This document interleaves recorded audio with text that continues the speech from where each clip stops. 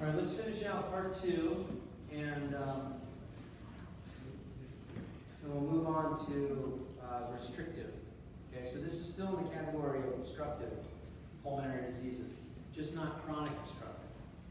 Right, so the part 2 is looking at asthma and then bronchiectasis. So with asthma, we've got a couple of different types of asthma to characterize. So we've got extrinsic causes or types of asthma, and then we have intrinsic types of asthma. So if we look at extrinsic,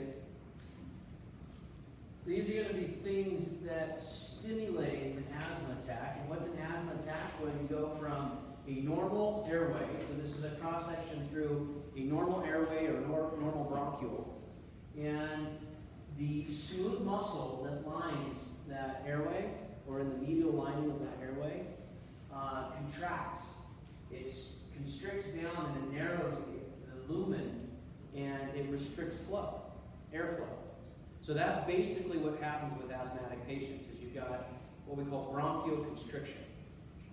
And so we use bronchodilators, things to open up the airway. There are other things that are very, very effective at being a bronchodilator other than just medications or Western meds. So a lot of patients that suffer from asthma attacks will take like hot water. They'll drink a cup of hot water, and that warm water will help dilate the airway. Okay, they might take a cup of hot tea. Certain types of tea, even certain mint leaf tea, will actually cause more of a bronchodilation and open up the airway.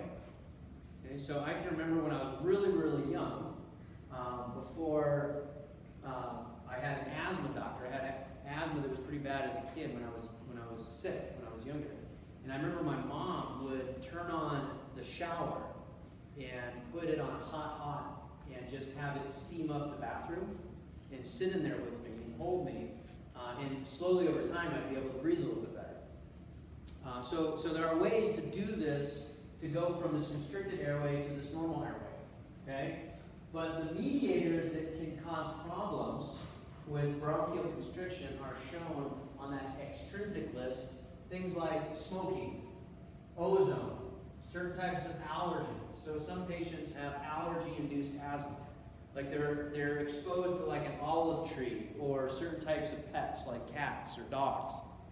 And all of a sudden they have an asthma attack. So what's going on there is we've got an allergen that's actually stimulating this pathway.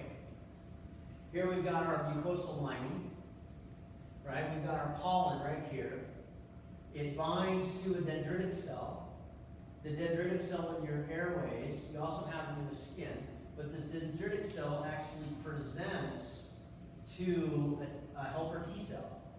That helper T cell stimulates this IgE response from the B cell, also triggers a mast cell to start producing IgE. You recruit eosinophils, and you have an IgE-mediated allergy to that pollen, or that pet dander, like cats or dogs. Okay? I met someone who's allergic to melon. They're allergic to melon. Like the skin of the melon causes them to have a rash. I thought that was a new one. I hadn't heard that before. So any of these IgE-mediated pathways, what's it going to do here? Well, this IgE-mediated pathway is going to stimulate a mast cell to start producing histamine. Remember that?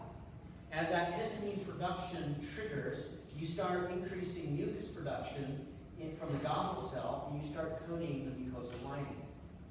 That histamine itself stimulates more tissue responses. We got eosinophils here that are going to contribute to activating vagal nerve flow to the smooth muscle. That smooth muscle now is going to contract, and that's going to narrow the airway. Okay, all due to an IgE-mediated hypersensitivity type 1. Right? So that's extrinsic allergy-induced asthma. Okay, so that's all of this right here is on this third bullet point. Now, obesity. Why is obesity on the list? Well, obesity because it's outside of the airways. But in obese patients, there could be a lot of extra mass on the airways that's causing restriction to take place. In addition to that, a lot of obese patients actually wrestle with gastroesophageal reflux disease. And if they get a lot of reflux, they can get a lot of contaminants where they aspirate some of the stomach contents, and then that can cause an irritation of the trachea and the bronchioles, not just the esophagus. The whole concept is protective. You're like, what? Well, I know, it's kind of a little bit bass afterwards, but if you're seeing something from the outside, from the extrinsic environment, that's causing bronchial irritation, the idea is to restrict the airway so you get less of it in. So it is a protective mechanism, it's just a mechanism that's going too far. You'll protect stuff from getting in, including the air. Okay? Now, in contrast, intrinsic. We don't have any IgE production with the intrinsic pathways. Things like cold. Why is cold considered intrinsic? Because you chill the airways. If you breathe cold air, it can actually stimulate bronchial constriction. Okay, because the airways themselves become cold. Another one is stress and exercise. Exercise is an activity that's happening within the organism, and the corticosteroid released during exercise or during stress can cause bronchial constriction. Okay? Some of you have seen patients or individuals that have like panic attacks. They're extremely stressed out and they have trouble breathing. Okay? That causes a bronchial constriction. That's a real thing. They're having a panic attack and they could have trouble breathing because the airways are closing off. Okay? Same thing happens with exercise-induced asthma. Some patients wrestle with exercise-induced asthma. Okay, they might have a rescue inhaler or a short-acting inhaler that they take right before they go for a run. But I guarantee you, if they run with exercise-induced asthma on a day like today, it's going to be worse than it would be in the summertime because it's cold, dry air. Okay? So the whole idea with intrinsic is you don't have any IgE production. See, here's ozone. Ozone is another word for air pollution. So we see extrinsic-induced asthma on the rise in patients that live in large cities. And that's due to an IgE-mediated pathway due to a response to some component of the polluted air. Typically, we believe it's the ozone. Okay, so what does this look like under a magnifying glass, right? Or a microscope. High mag view. So this is one border, and this is the hyaline cartilage on the other side. And all this in between is actually infiltrate due to the mucus that filled up that airway. Okay? So this shouldn't be present. Here's a higher magnification view of what's happening within this infiltrate. So this is a sort of a chronic asthma sufferer that has all this mucus, likely due to an extrinsic mediated response. Okay, so this would be a patient, for example, that maybe was a smoker or living in a polluted city, and within their respiratory airways, you get this collection of mucus that has inflammatory neutrophils present within the surrounding airway. Okay, the last category, before we get to restrictive, is bronchiectasis. So bronchiectasis is a permanent bronchial dilation due to a persistent obstruction. So for example, in cystic fibrosis. So cystic fibrosis is an inherited disease, causes a thick, very sticky mucus to form in the patient. It builds up in the lungs as well as the digestive tract. It's not just in the lungs, but it's the digestive tract as well. It's one of the most common chronic lung diseases in children and in young adults. Okay, so that probably helps to categorize, maybe clear up some questions associated with cystic fibrosis. So the patients that are most susceptible to bronchiectasis are cystic fibrosis children. But the other possible population are chronic necrotizing infections. So in our patients that have a lot of sputum, so our chronic bronchitis patient that's a smoker, let's say that that continues on for another 10 to 15 years, they very likely will start developing bronchiectasis. So what is bronchiectasis? Well, you've got, you see these little holes? This is a lung, okay? This is actually the right lung. So you got the 3 lobes, right? The left only has how many? 2. Why does it only have 2? You have to have a little space for the heart, remember? Because the heart's sort of on the left side up here. So you see these little pockets or these little holes? Those in this patient, this is an autopsy, but in that patient when they were alive, was full of phlegm or infected, foul-smelling, purulent discharge. You're like, that sounds gross. It is. It actually stinks. So the sputum or the phlegm that builds up in that patient over a chronic period of time gets trapped. And as it gets trapped, it actually starts causing these little necrotizing pockets. Okay? And these little necrotizing pockets are full of pus or sputum that's old. The patient's going to have shortness of breath. They'll have a fever because they'll have an infection that's a systemic infection. It's looking to the body as being systemic in nature. They'll have a cough that doesn't subside, and it'll be a non-productive cough because you won't be able to get that sputum out.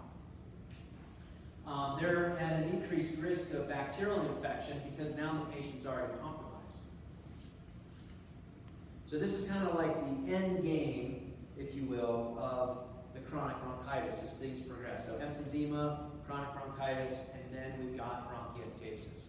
All of these are types of obstructive pulmonary diseases, and now we're going to shift over to restrictive. So what do we mean by restrictive again? It's harder to inhale than exhale. You might be symptomatic on both exhalation as well as inhalation, but on a restrictive, you've got a reduction in the expansion. So lung capacity goes down. Expiratory volume is normal, or maybe relatively near normal, or even just proportionately reduced from the overall lung volume reduction. But in restrictive cases, the big problem is they can't take a deep breath. Can't take a deep breath. So the general characteristics, things that will cause this, chest wall disorders, right? This could be like pleural diseases in a patient. Obesity in a patient can cause this because over a long period of time, the obesity, as it increases mass in that chest cavity, it starts making changes within the way the tissue is organized. Fibrosis that takes place in the lung.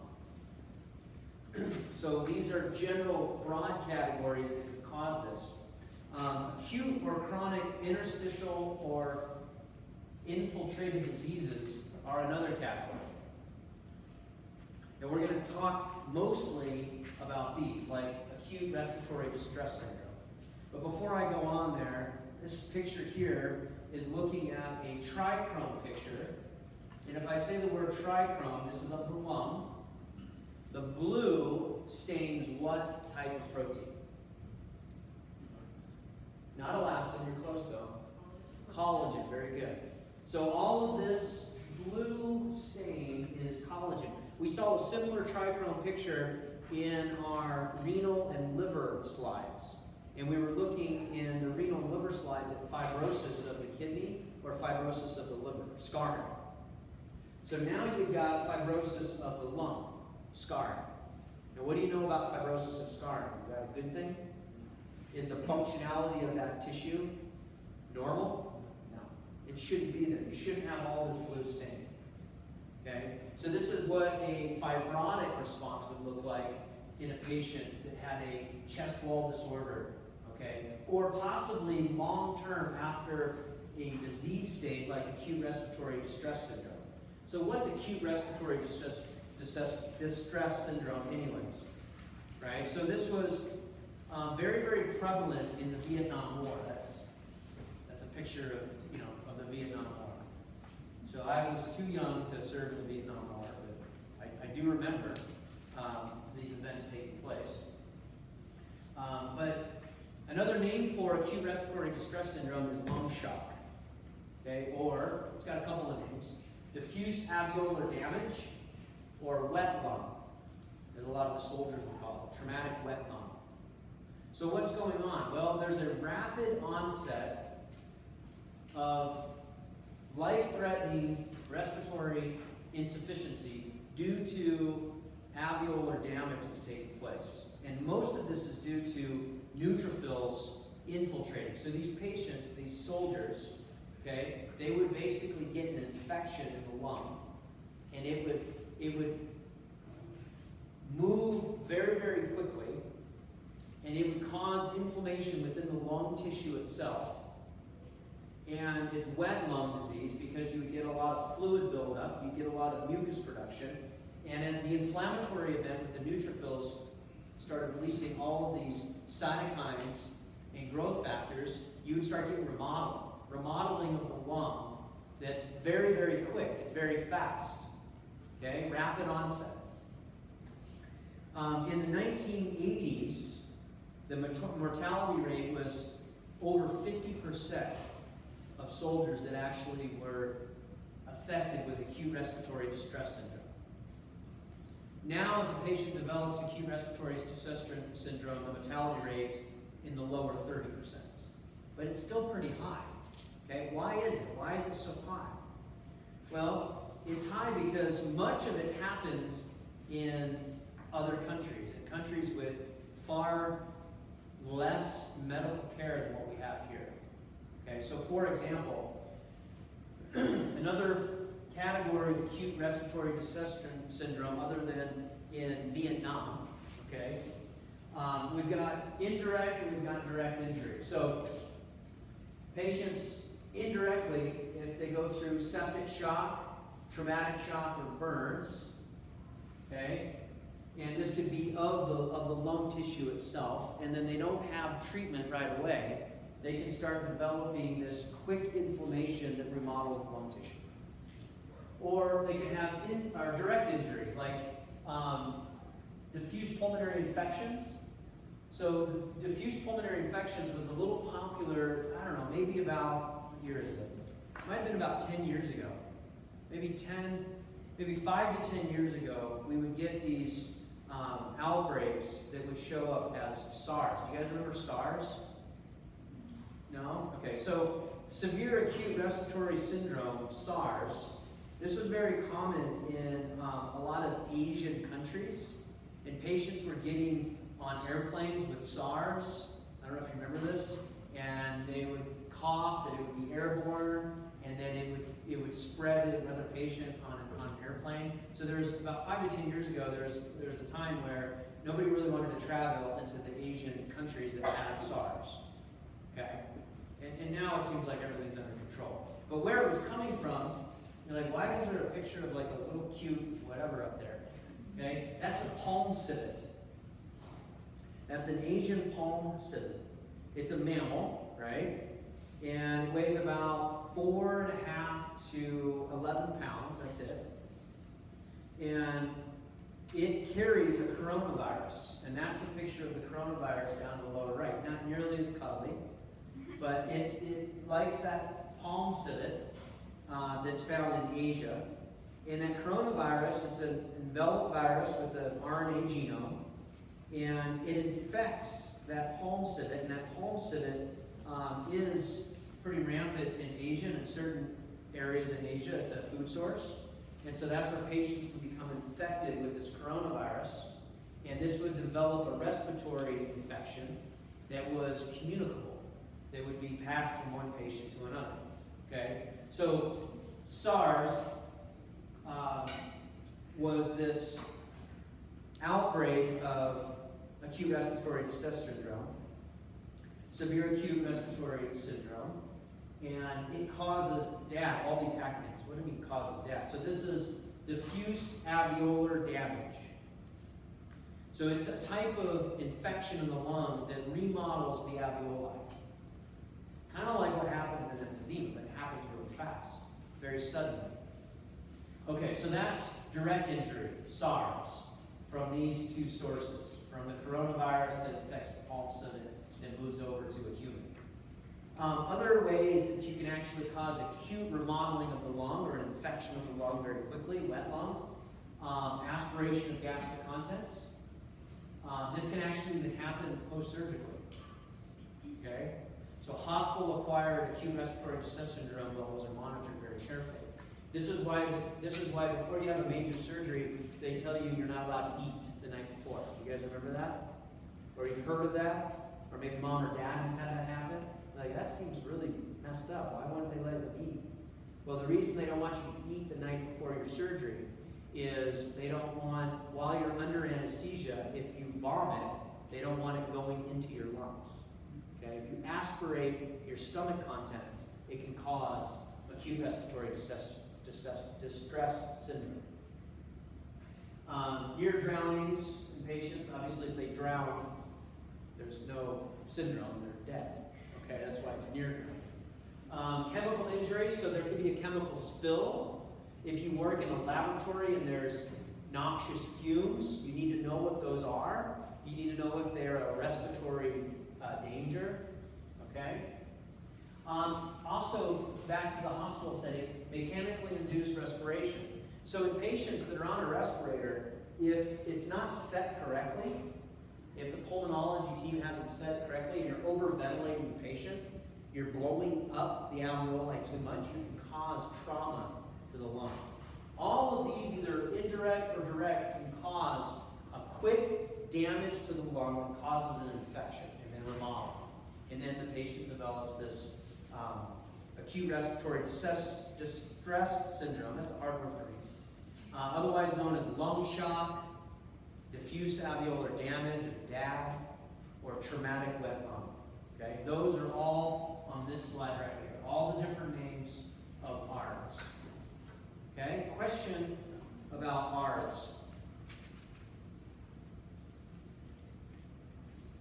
Okay. So some of the symptoms of acute respiratory distress syndrome. Dyspnea, right? Shortness of breath while lying down. What's tachypnea? Breathing fast, very good. Cyanosis, blue coloration, hypoxemia, lung edema, and then they're often non-responsive to oxygen therapy. So that's what that means, is refractive to oxygen therapy means that you can put them on oxygen 24/7, but it doesn't seem to help.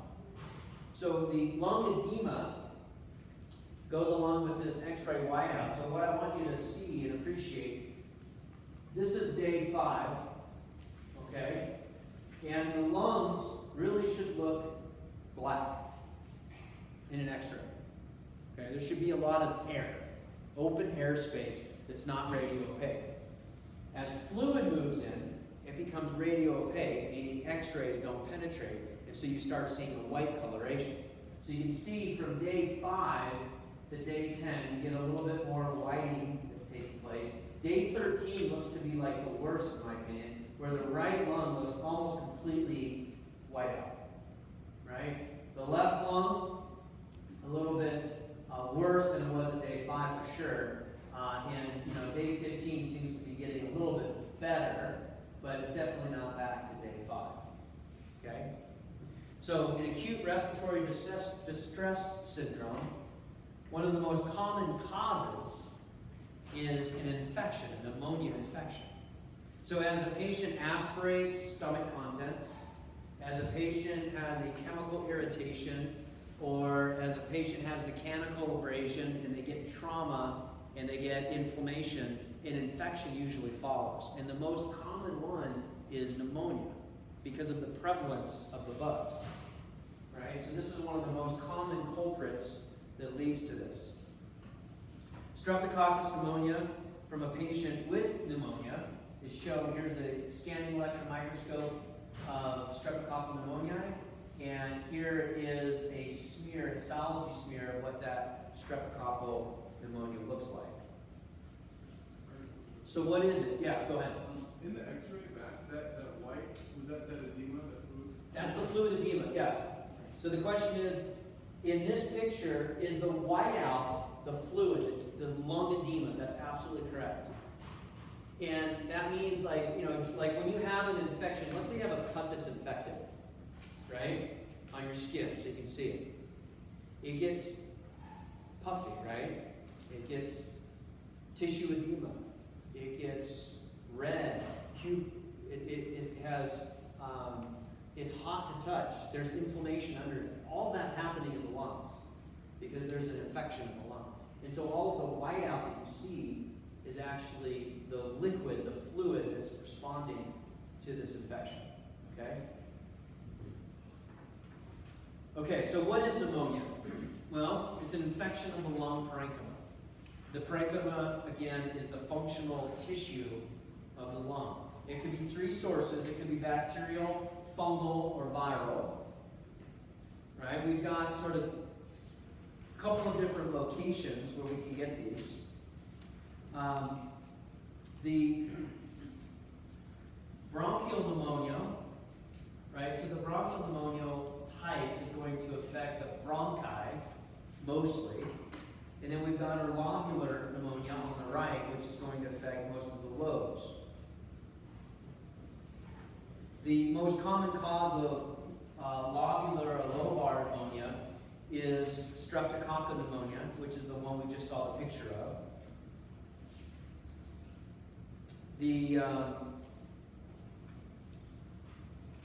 bronchial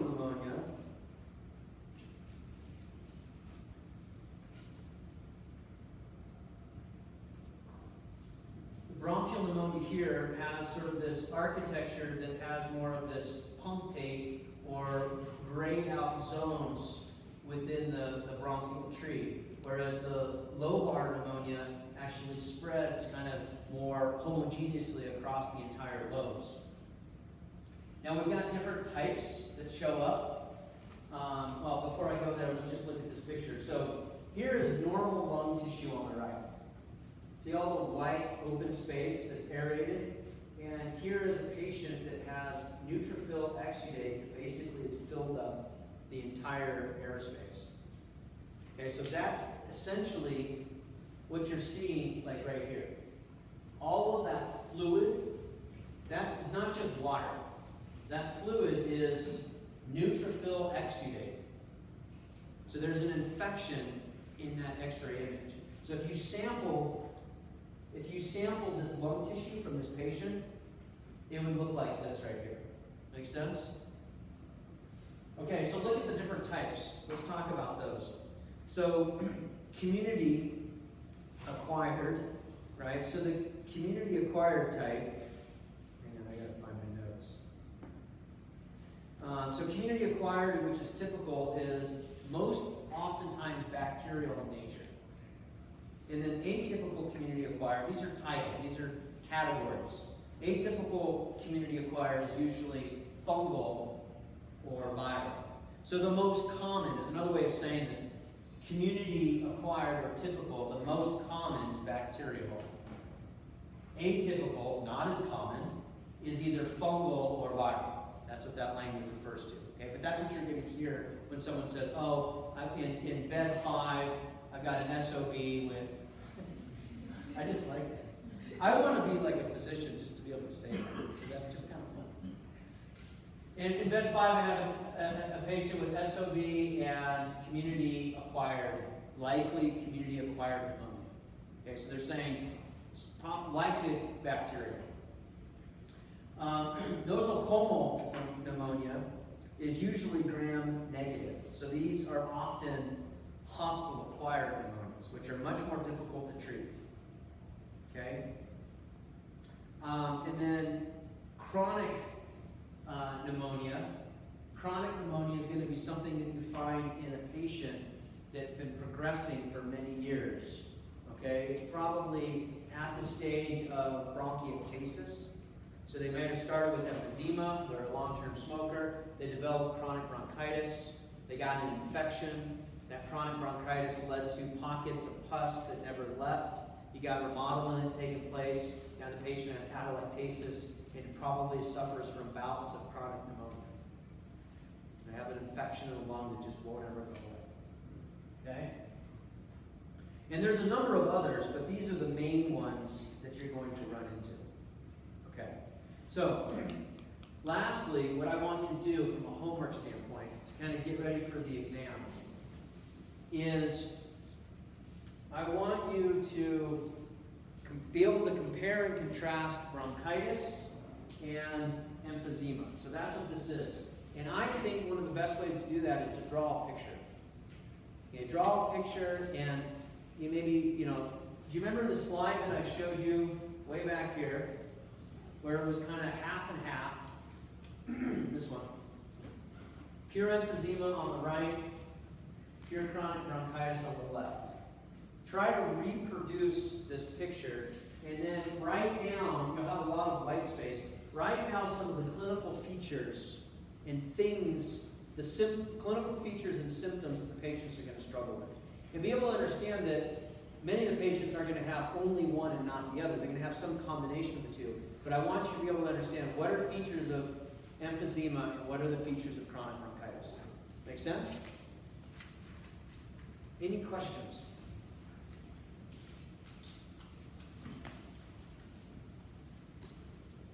Okay. So that's your application, that's your homework, if you will. I'll have office hours tomorrow from 12 to 1:30, and then again on Thursday, okay, and then again on Monday. Okay, and if you can't make those, feel free to send me an email, and we'll try to figure something out. Okay, have a great week. Don't forget your post quiz on Friday.